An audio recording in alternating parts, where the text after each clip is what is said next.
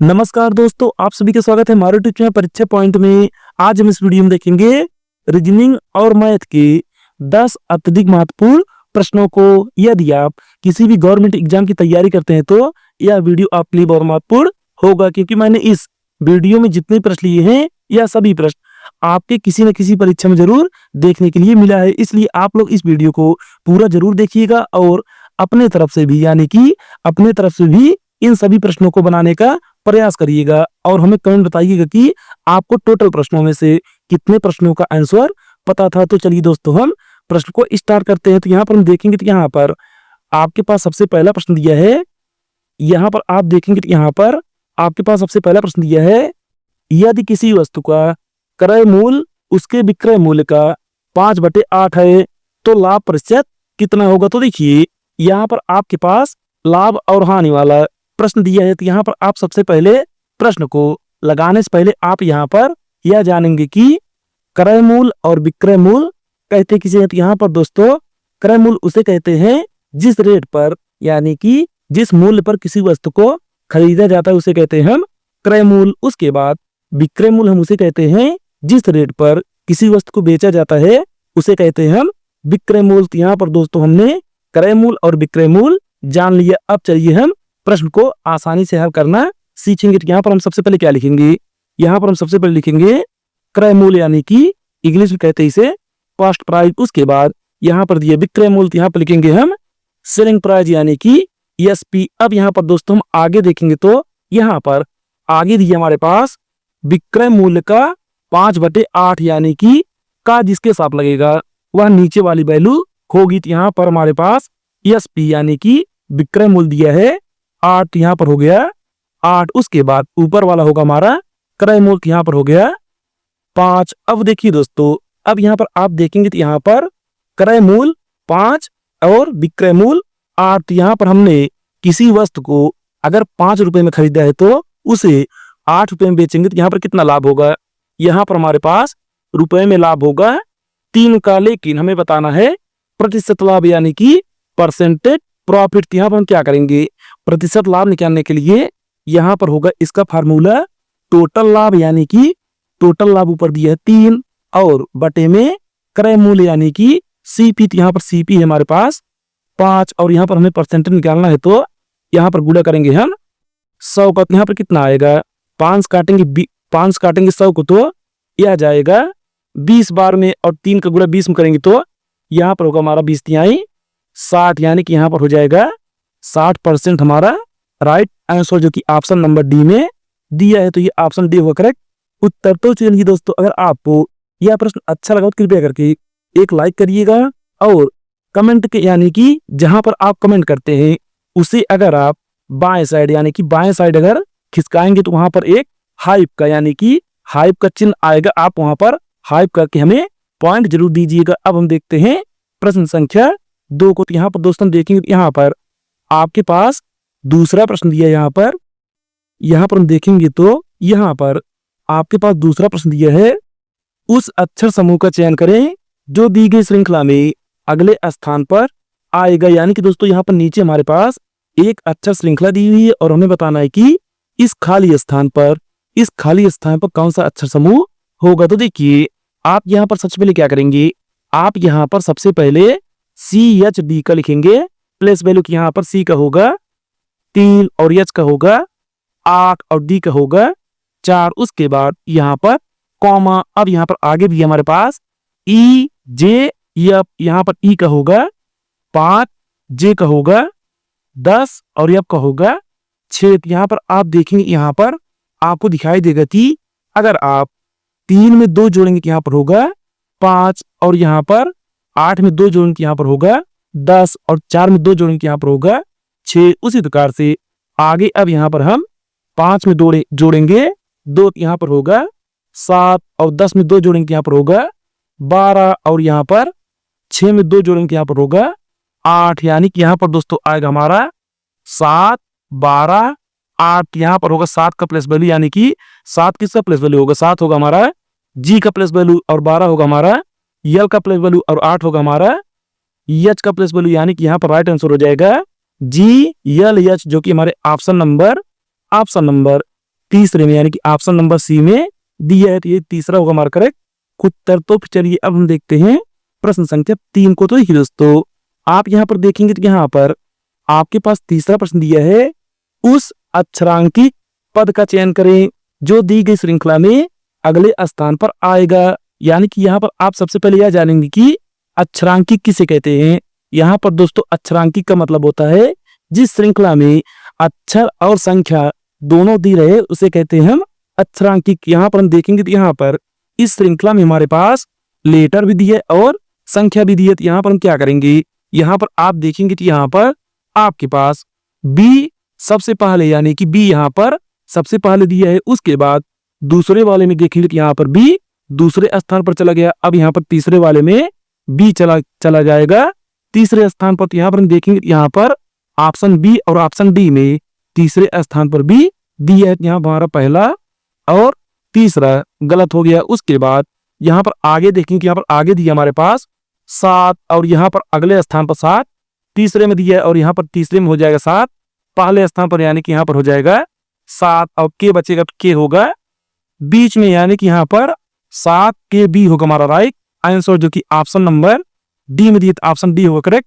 उत्तर। तो फिर चलिए अब हम देखते हैं प्रश्न संख्या 4 को। तो देखिए दोस्तों, आप यहाँ पर देखेंगे कि यहाँ पर आपके पास चौथा प्रश्न दिया है कथन निष्कर्ष, यानी कि यह प्रश्न हमारा कथन निष्कर्ष पर आधारित है। तो चलिए हम देखते हैं कि इसका राइट आंसर क्या आएगा। यहाँ पर आप सबसे पहले क्या करेंगे, आप यहाँ पर सबसे पहले कथन के अनुसार बनाएंगे वेन डायग्राम। यहाँ पर दोस्तों हम पहला कथन देखेंगे तो यहाँ पर दिया है कुछ लड़के पक्षी है। तो यहाँ पर बनाएंगे सबसे पहले लड़के का वेन, और एक यहाँ पर हो गया कुछ लड़के पक्षी है। यहाँ पर पक्षी को दर्शाएंगे हम पी से और कुछ का संबंध किस प्रकार से बनेगा। उसके बाद दूसरा दिया है यहाँ पर सभी पक्षी पशु, यानी कि सभी पक्षी पशु है। यहाँ पर हो जाएगा पक्षी हमारा पशु के अंदर, यानी कि पक्षी होगा अंदर पशु होगा बाहर। उसके बाद अब यहाँ पर हम देखेंगे तो यहाँ पर निष्कर्ष दिया हमारे पास कुछ लड़के पशु है, यानी कि कुछ लड़के पशु है। तो यहाँ पर हम देखेंगे तो यहाँ पर कुछ लड़के पशु दिया है। तो यहाँ पर हमारा पहला निष्कर्ष सही हो गया। उसके बाद अब यहाँ पर हम दूसरा देखेंगे तो यहाँ पर दिया है कुछ पशु लड़के हैं, यानी कि कुछ पशु लड़के हैं। तो यहाँ पर हम देखेंगे तो कुछ पशु लड़के दिया है। तो यहाँ से हमारा दूसरा दिन निष्कर्ष सही हो गया। तो चलिए दोस्तों अब हम देखते हैं प्रश्न संख्या 5 को। आप यहाँ पर देखेंगे तो यहाँ पर आपके पास पांचवा प्रश्न दिया है ए बी और सी एक साथ मिलकर किसी कार्य को 14 दिन में पूरा कर सकते हैं और सी अकेला उसी कार्य को 42 दिन में पूरा कर सकता है।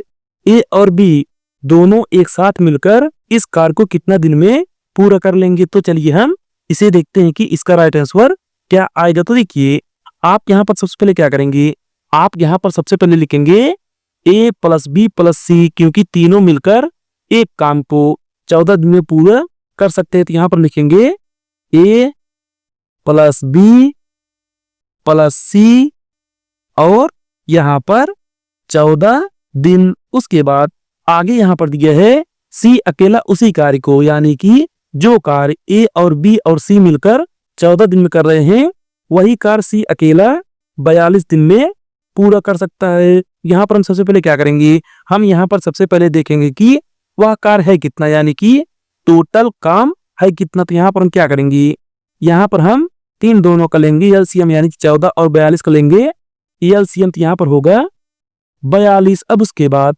यहाँ पर हम ए प्लस बी प्लस सी का निकालेंगे क्षमता। तो यहाँ पर इसकी क्षमता ज्ञात करने के लिए 42 में भाग देंगे हम 14 से। तो यहाँ कितनी बार जाएगा, यह जाएगा 3 बार, यानी कि ए बी सी की क्षमता हो गई 3। उसके बाद सी की क्षमता यहाँ पर निकालेंगे तो यहाँ पर होगा 1, क्योंकि 42 में भाग देंगे 42 से, तो यह जाएगा 1 बार में। यहाँ पर हो गया सी की क्षमता 1। यहाँ पर अब हम ए और बी की क्षमता निकालेंगे तो यहाँ पर ए प्लस बी प्लस सी यानी कि बराबर 3 है, तो सी के स्थान पर 1 रखेंगे तो ए प्लस बी बराबर आएगा 2, यानी कि इन दोनों की क्षमता मिलाकर हो गई 2। अब यहाँ पर हम टोटल काम में यानी कि 42 से भाग देंगे 2 में, तो यह जाएगा 21 बार, यानी कि ए और बी मिलकर इस कार्य को 21 दिन में पूरा कर सकते हैं। तो यहाँ पर हमारा राइट आंसर होगा ऑप्शन नंबर बी, यानी कि ऑप्शन बी होगा हमारा करेक्ट उत्तर। तो चलिए अब हम देखते हैं प्रश्न संख्या 6 को।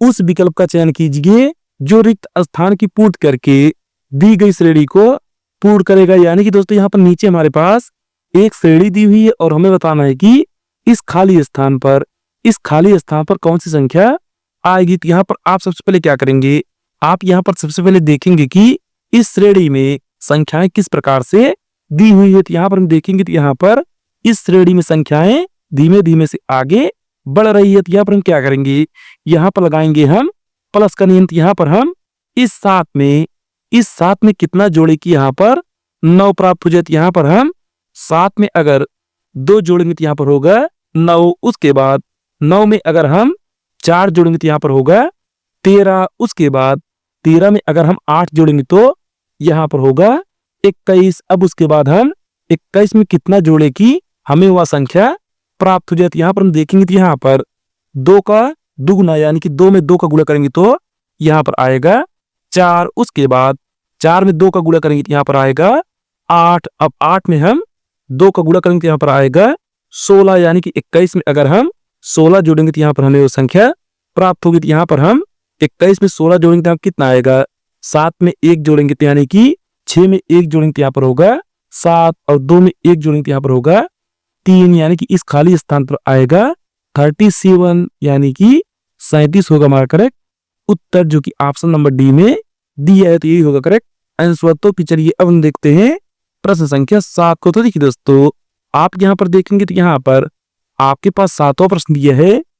यहाँ पर आप देखेंगे तो यहाँ पर आपका 7वां प्रश्न दिया है, उस वेन आरेख का चयन करें जो दी गई वर्गों के बीच संबंध को सर्वोत्तम ढंग से निरूपित करता है। तो यहाँ पर दोस्तों हमारे पास नीचे 3 शब्द दिया है और हमें बताना है कि इसका वेन आरेख किस प्रकार से बनेगा। तो यहाँ पर हम सबसे पहले क्या करेंगे, हम यहाँ पर सबसे पहले बनाएंगे ऑक्सीजन का वेन आरेख। यहाँ पर हो गया हमारा ऑक्सीजन। उसके बाद ऑक्सीजन का बनाने के बाद हम बनाएंगे हाइड्रोजन का। लेकिन हाइड्रोजन का बनाने से पहले हम देखेंगे कि ऑक्सीजन के साथ इसका कोई संबंध है कि नहीं। तो यहाँ पर हाइड्रोजन और ऑक्सीजन का आपस में कोई संबंध नहीं बनेगा। तो यहाँ पर हो गया हमारा अलग से हाइड्रोजन। उसके बाद आगे यहाँ पर दिया हमारे पास गैस से, यानी कि गैस का वेन आरेख बनाने से पहले हम यह देखेंगे कि इसका संबंध हाइड्रोजन के साथ या फिर ऑक्सीजन के साथ है कि नहीं। तो यहाँ पर हम गैस का देखेंगे तो यहाँ पर सभी हाइड्रोजन गैस के अंदर आएंगे। उसके बाद सभी ऑक्सीजन गैस के अंदर आएंगे। तो यहाँ पर ऑक्सीजन हो जाएगा बाहर और इसके अंदर हो जाएगा हाइड्रोजन और ऑक्सीजन। यानी कि इस प्रकार का वेन आरेख हमारा बनेगा, जो कि ऑप्शन नंबर सी में यानी कि ऑप्शन नंबर तीसरे में दिया है। तो ये सी होगा हमारा करेक्ट उत्तर। तो फिर चलिए अब हम देखते हैं प्रश्न संख्या 8 को। तो चलिए दोस्तों अब हम देखते हैं प्रश्न संख्या 8 को। तो यहाँ पर हम देखेंगे तो यहाँ पर 8वां प्रश्न दिया हमारे पास। यहाँ पर 8वां प्रश्न दिया हमारे पास, यदि a बराबर -5 b बराबर 5 है तो a square minus b square का मान ज्ञात कीजिए। यानी कि दोस्तों यह प्रश्न हमारा फार्मूला बेस प्रश्न दिया है। तो यहाँ पर आपको सबसे पहले ए स्क्वायर माइनस बी स्क्वायर का फार्मूला याद होना चाहिए। तो यहाँ पर हम फार्मूला लिखेंगे तो यहाँ पर क्या होगा, यहाँ पर ए स्क्वायर माइनस बी स्क्वायर का फार्मूला हो जाएगा एक ब्रैकेट में ए प्लस बी और अगले ब्रैकेट में ए माइनस बी। तो यहाँ पर हो गया ए प्लस बी और ए माइनस बी। अब यहाँ पर हम इन मानों को यहाँ पर रख देंगे। तो यहाँ पर हम ए के स्थान पर लिखेंगे -5। यहाँ पर हो गया -5। उसके बाद यहाँ पर प्लस है तो प्लस और बी के स्थान पर 5 और ब्रैकेट यहाँ पर बंद। उसके बाद अगले ब्रैकेट में ए माइनस बी, यहाँ पर ए के स्थान पर -5 और बी के स्थान पर माइनस है तो यहाँ पर होगा माइनस और यहाँ पर 5। अब यहाँ पर हम देखेंगे तो यहाँ पर माइनस माइनस प्लस, यानी कि यहाँ पर -10 होगा हमारा एक ब्रैकेट में और अगले ब्रैकेट में होगा -5 से -5 काटेंगे, यानी कि -5 से +5 कट जाएगा हमारा। तो यहाँ पर आएगा 0, यानी कि इस ब्रैकेट में हो जाएगा 0। अब यहाँ पर 0 का गुणा किसी भी संख्या के साथ करें तो वहां पर हमेशा 0 प्राप्त होगा, यानी कि इसका राइट आंसर हो जाएगा 0, जो कि ऑप्शन नंबर डी में दिया है। तो यही होगा करेक्ट उत्तर। तो फिर चलिए अब हम देखते हैं प्रश्न संख्या 9 को। तो देखिए दोस्तों यहाँ पर आपके पास 9वां प्रश्न दिया है, उस विकल्प का चयन करें जिसका तीसरे शब्द से वही संबंध है जो दूसरे शब्द का पहले शब्द से है। यानी कि यहाँ पर नीचे हमारे पास कुछ शब्द दिया है और हमें बताना है कि इस प्रश्नार्थक चिन्ह के स्थान पर कौन सा शब्द आएगा। तो यहाँ पर आप देखेंगे तो यहाँ पर आपको बताना है कि बल्ला का संबंध जिस प्रकार से क्रिकेट से है उसी प्रकार स्टिक का संबंध किससे होगा। तो देखिए आप यहाँ पर जानते हैं कि बल्ले से क्रिकेट खेला जाता है, यानी कि बल्ला से क्रिकेट खेला जाता है, उसी प्रकार से स्टिक से क्या खेला जाएगा। तो यहाँ पर स्टिक से हमारा हॉकी खेला जाएगा, यानी कि हॉकी होगा करेक्ट उत्तर। तो चलिए अब हम देखते हैं प्रश्न संख्या 10 को। तो देखिए दोस्तों आप यहाँ पर देखेंगे तो यहाँ पर आपके पास 10वां प्रश्न दिया है। यहाँ पर हम देखेंगे तो यहाँ पर 10वां प्रश्न हमारे पास, किसी कूट भाषा में CRACKS को DQBBLR लिखा जाता है, तो उसी कूट भाषा में SPROUT को किस प्रकार लिखा जाएगा। तो देखिए आप यहाँ पर सबसे पहले CRACKS का लिखेंगे प्लेस वैल्यू, क्योंकि अगर आपको प्लेस वैल्यू याद है तो आप इसे आसानी से हल कर सकते हैं। तो यहाँ पर आप सबसे पहले C का लिखेंगे तो यहाँ पर होगा 3, R का लिखेंगे तो यहाँ पर होगा 18, A का होगा 1, C का होगा 3, K का होगा 11 और यहाँ पर S का होगा 19। तो यहाँ पर दोस्तों आगे अब हम फिर DQBBLR का लिखेंगे तो यहाँ पर D का होगा 4, Q का होगा 17, B का होगा 2, फिर B का होगा 2, L का होगा 12 और R का होगा 18। तो यहाँ पर हम देखेंगे तो यहाँ पर आपको दिखाई देगा कि सबसे पहले एक प्लस, उसके बाद एक माइनस, फिर एक प्लस, फिर एक माइनस, फिर एक प्लस, फिर एक माइनस, यानी कि यहाँ पर प्लस माइनस इसी क्रम से चलेगा। तो यहाँ पर दोस्तों हम क्या करेंगे, यहाँ पर हम आगे वही नियम लगाएंगे। तो यहाँ पर हम SPROUT में यही नियम लगाएंगे। तो यहाँ पर हम सबसे पहले लिखेंगे यस का प्लस बोलते यहाँ पर यस का होगा 19, P का होगा 16, R का होगा 18, O का होगा 15, U का होगा 21 और T का होगा 20। तो यहाँ पर हम सबसे पहले 19 में 1 जोड़ेंगे तो यहाँ पर होगा 20, 16 में 1 घटाएंगे तो 15 और यहाँ पर 18 में 1 जोड़ेंगे तो यहाँ पर होगा 19। अब यहाँ पर 15 में 1 घटाएंगे तो 14 और यहाँ पर 21 में 1 जोड़ेंगे तो 22 और यहाँ पर 20 में 1 घटाएंगे तो यहाँ पर होगा 19। यानी कि दोस्तों यहाँ पर आएगा हमारा इसका राइट आंसर TOSNV, यहाँ पर होगा V और फिर यस। तो यहाँ पर हम देखेंगे तो यहाँ पर ऐसा हमारे ऑप्शन नंबर बी में, यानी कि ऑप्शन नंबर बी में दिया है। तो ये ऑप्शन बी होगा हमारा करेक्ट उत्तर। तो फिर चलिए दोस्तों अगर आपको यह सभी प्रश्न अच्छा लगा तो कृपया करके वीडियो को आप सबसे पहले एक लाइक करिएगा और चैनल को जरूर सब्सक्राइब करिएगा और दोस्तों हमारे इस वीडियो को जरूर हाइप दीजिए, क्योंकि यहाँ पर कमेंट के बगल में हाइप दिए और हाइप देकर आपने पॉइंट जरूर दीजिएगा। आज नहीं बस नहीं, धन्यवाद।